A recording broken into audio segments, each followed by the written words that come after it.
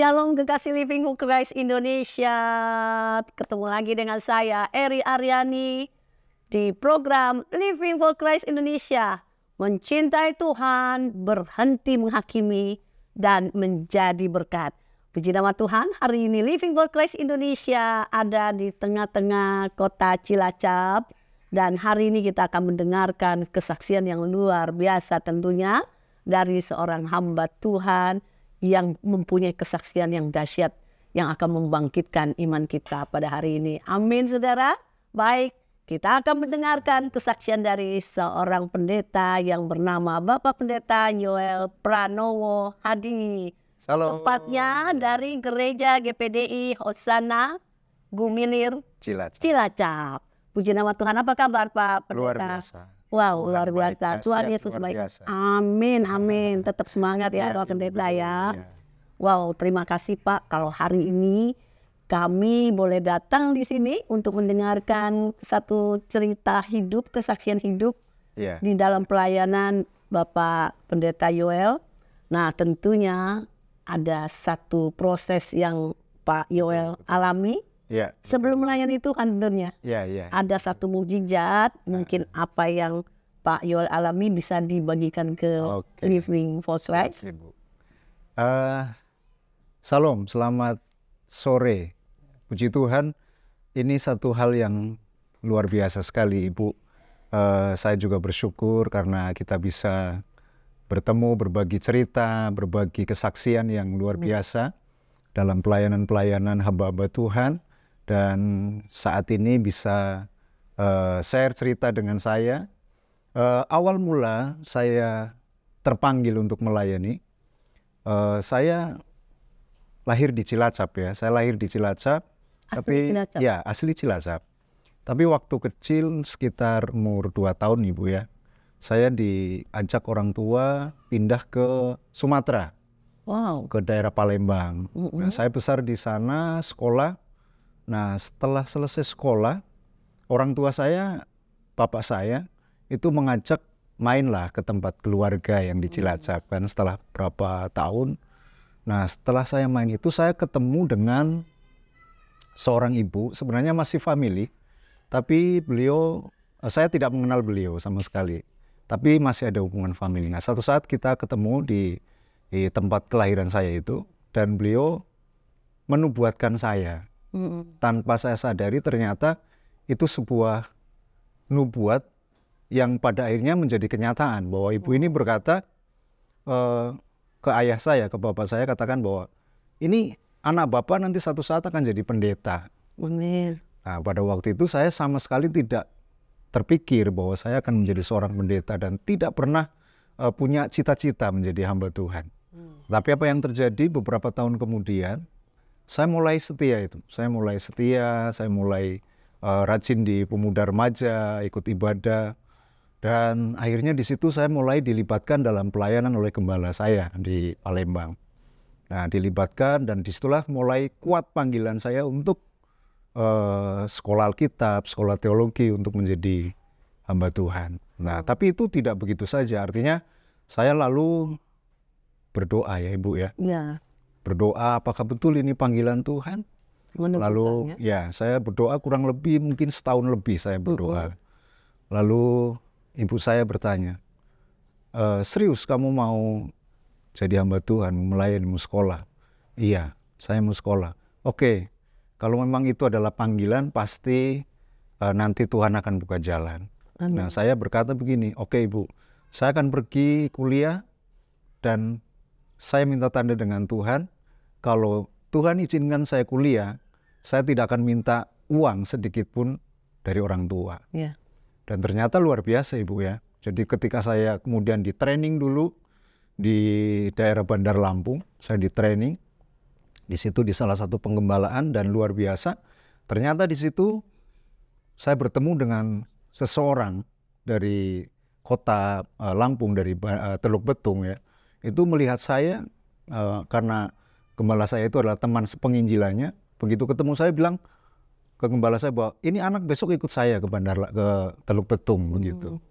Nah, ternyata besoknya saya diajak setelah selesai penginjilan, saya diajak ke Bandar Lampung dan ternyata disitulah beliaulah yang membiayai semua kuliah saya. Luar biasa. Jadi di situ saya semakin yakin bahwa ternyata ini panggilan Tuhan untuk saya melayani Tuhan. Seperti itu. Nah, bermula dari seorang ibu yang saya tidak kenal sama sekali, yang menubuatkan bahwa saya akan menjadi hamba Tuhan, dan itu terjadi. Dan sampai hari ini saya terus melayani Tuhan. Amin. Luar biasa ya kesaksiannya. Nah, Pak Yoel, tentunya selama pelayanan itu Bapak pasti ada mengalami satu pertemuan dengan Tuhan atau satu mukjizat yang Pak Yoel mungkin hari ini mengatakan Tuhan itu dahsyat, Tuhan itu luar biasa. Betul. Pasti ada, Pak ya. Itu bisa dibagi ke kita? Mungkin saya akan melihat mukjizat itu dari sisi lainnya. Artinya begini, kalau mungkin orang sakit lalu sembuh atau apapun itu mungkin sudah sering kita dengar ya. Tapi justru saya melihat mukjizat itu malah dari Tuhan mengambil dua anak saya, yang pertama dan yang kedua. Anak yang kedua itu sakit, Ibu, umur 2 tahun setengah, cowok juga, saya kasih nama Sion. Itu juga sakit dan umur 2 tahun setengah itu kena tumor ganas ya. Kena tumor ganas, dan pada waktu itu saya melayani di Kroya itu, saya bekerja, Ibu, waktu itu. Karena saya waktu itu, karena pelayanan kami masih kecil, masih perintisan, saya merasa takut begitu ya dengan punya anak. Nah, akhirnya saya sambil bekerja waktu itu, dan ternyata disitulah mulai terjadi mujizat-mujizat itu dalam kehidupan kami, dalam pelayanan kami. Nah, dalam kurun waktu mungkin 1 sampai 1,5 tahun, saya bekerja dari rumah ke Kroya itu menempuh perjalanan. Dalam 1 sampai 1,5 tahun itu saya mengalami kecelakaan itu sampai, kalau tidak salah, saya dengan istri itu sekitar 7 sampai 9 kali kecelakaan. Nah, bisa seperti itu ya. Lalu disitulah anak saya mulai sakit, saya masih tetap bekerja, dan ternyata di situ saya mulai sadar bahwa, oh Tuhan, berarti saya harus full time melayani. Waktu itu tidak full time? Tidak, karena saya sambil bekerja itu. Sebelumnya saya full time, tapi begitu saya punya anak, saya agak khawatir, saya takut dengan pelayanan itu masih belum mencukupkan. Jadi saya udahlah, saya sambil bekerja dengan alasan saya bisa menginjili di mana saya bekerja di situ. Dan ternyata Tuhan tegur saya lewat kejadian itu, dan anak saya yang kedua ini sakit yang cukup parah, dan akhirnya Tuhan juga panggil. Nah, disitulah saya mulai berbalik. Saya langsung katakan ke pemilik perusahaan itu, saya katakan, waktu itu anak saya masih ada di rumah sakit di Jogja. Di sana saya katakan, saya keluar dari pekerjaan. Jadi sekarang full time melayani dengan istri saja? Betul, sejak itu saya full time melayani, dan justru itulah mujizat. Dengan dipanggilnya 2 anak saya itu. Kenapa bisa dikatakan mujizat? Mujizat, karena dengan hal inilah saya lebih lagi mengerti panggilan Tuhan untuk melayani. Nah, jadi sejak itu saya berhenti, dan sekarang saya full time melayani Tuhan, dan sudah dikaruniai 2 anak laki-laki, yang sekarang yang pertama sudah SD kelas 1, yang kedua masih umur 3 tahun, dan semua sehat karena Tuhan yang luar biasa. Visi misi yang Tuhan kasih ke apa Pak? Visi saya adalah melayani tentunya. Melayani Tuhan, memberitakan Injil, dan kemudian setia melayani. Amin. Apa yang Bapak hadapi saat ini? Dengan melayani kan tidak mulus-mulus ya Pak? Betul. Tentu ada halangan, ada kendala. Kendalanya banyak, Ibu ya. Tantangan, pergumulan banyak dalam kami melayani. Tetapi tentunya itu ya menjadi doa kami. Dan akan terus membawa kami untuk lebih sungguh, lebih setia, lebih dengar lagi suara Tuhan. Amin. Patuh kepada kehendak Tuhan. Amin. Bukan berjalan menurut pemikiran sendiri, apalagi dalam melayani pekerjaan Tuhan. Amin. Tentunya Tuhan akan membawa kepada sebuah halangan, rintangan, tantangan itu untuk lebih mengenal rencana Tuhan dalam hidup kita. Puji Tuhan. Puji Tuhan. Pak, kerinduan Bapak yang terdalam saat ini dalam melayani Tuhan? Kerinduan saya untuk saat ini, karena kami belum punya tempat ibadah yang resmi, dalam arti punya izin dan sebagainya. Kami ada tempat ibadah tapi tanah masih milik jemaat dan kami gunakan itu sampai hari ini. Sejak tahun 2006 kami dulu pernah membangun di satu tempat di Cilacap, tetapi itulah diresolusi oleh warga, tidak setuju dan lain sebagainya, akhirnya gagal. Dan kami sekarang ada di satu tempat yang kecil, tapi puji Tuhan pelayanan tetap terus berjalan.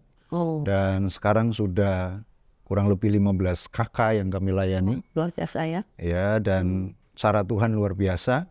Tentunya kerinduan kami lah memiliki tempat ibadah yang resmi. Sekarang ada gereja yang sudah berjalan dari 2006.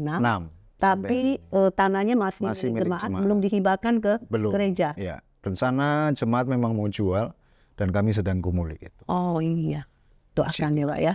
Amin. Kita percaya Tuhan pasti mendengarkan doa Pak Pendeta Yoel, dan apalagi ini ladangnya Tuhan, pasti Tuhan yang bertanggung jawab. Wah, luar biasa kesaksiannya. Terima kasih Pak Pendeta sudah berbagi cerita ke kami, ke pemirsa Living for Christ Indonesia. Biarkan ini boleh menjadi kekuatan iman bagi semuanya. Terima kasih, Tuhan Yesus memberkati pelayanan Pak Yoel. Terima kasih. God bless. Memberkati. Saudara pemirsa dari Living for Christ Indonesia, kita sudah mendengarkan kesaksian dari Bapak Pendeta Yoel, dan saudara, di layar saudara ada rekening dari hambanya. Saudara, sesuai dengan kerinduan dari Bapak Pendeta Yoel yang ingin memiliki satu gereja dengan tempat yang paten. Jikalau saudara digerakin oleh Tuhan untuk boleh memberkati pelayanan hambanya ini, saudara bisa transfer persembahan kasih saudara kepada rekening yang tertera di layar saudara. Demikian cerita kita hari ini. Tetap semangat saudara. Semangat. Terima kasih. Tuhan Yesus memberkati. Tuhan berkati. Shalom. Shalom.